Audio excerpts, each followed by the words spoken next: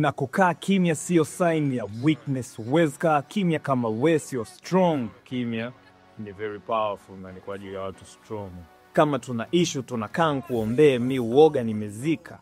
RIP, huwezi kuniface, don't text me, niko unavailable, DND. Kama tuna issue tunakutana, tunakaa na kufanyia maombi. Na kufanyia maombi mpaka nihakikishe issue yako na mimi imeisha. Ndio stage ambayo nimefika sasa hivi. Standard zake kazi set very high, ili tu machizi wenye dondo wang'oe.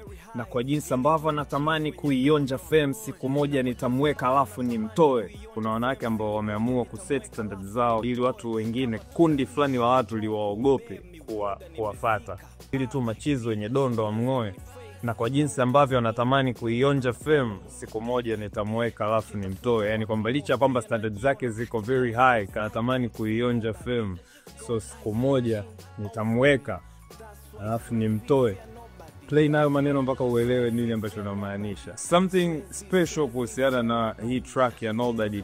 Production imefanywa na DX. DX na story naye nimewahi kutumia beat yake. Tulikuwa actually ni kundi Mkonefa around 2015, tukafanyia nyimbo kadhaa. Kipindi hicho walikuwa wanaziuza beat zao online, tukazi download, tukarekodia.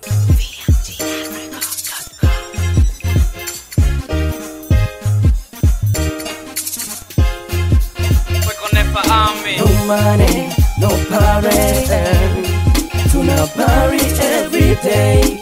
No money, no party. Baada ya miaka 10 imetokea tumeweza kufanya kazi na imekuwa katika mixtape yangu ya Usichukue Sifa za Mungu. Hii track ni very special kwangu sababu inanionyesha safari ambavyo imekuwa hapo katikati, from kipindi kile ambacho nilikuwa naanza kwa kutumia beat zake mpaka hapa ambapo tunaweza kukutana tukafanya kazi rasmi.